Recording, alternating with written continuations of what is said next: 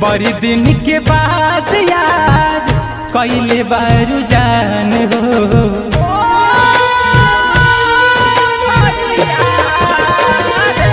बड़ी दिन के बाद याद कैले बारू जान हो। बड़ी दिन के बाद याद कैले बारू जान हो।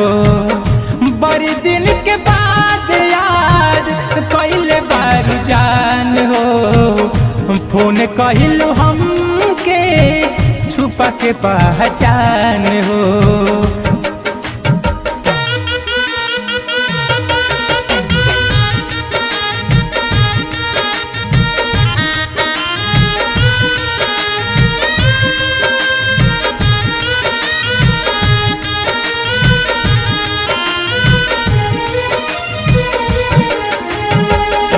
बचपन से रहलू संगे सुनए संगतिया, तब काहे छोड़ दिहलू हमरो नुहतिया।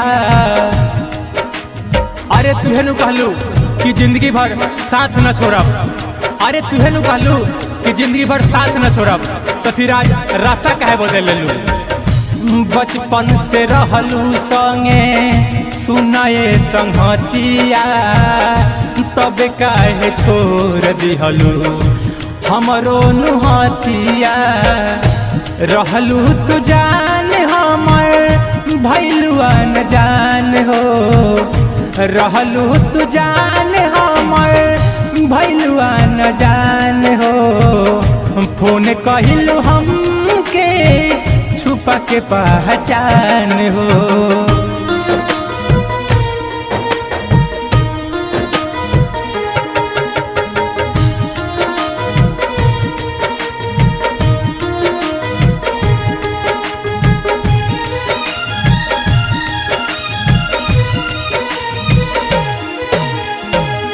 मनोज माही के तू छोड़लू संगतिया, बोला का भूल गईलू सनियों के बतिया। भले तू हमके भूल गईलू, अरे भले तू हमके भूल गईलू, लेकिन याद करा कि केहू और से कुछ वादा कैले रहे। मनोज माही के तू छोड़लू संगतिया, बोला का भूल गईलू सनियों के बतिया। तू बाहर खुश हवा बानी परेशान हो।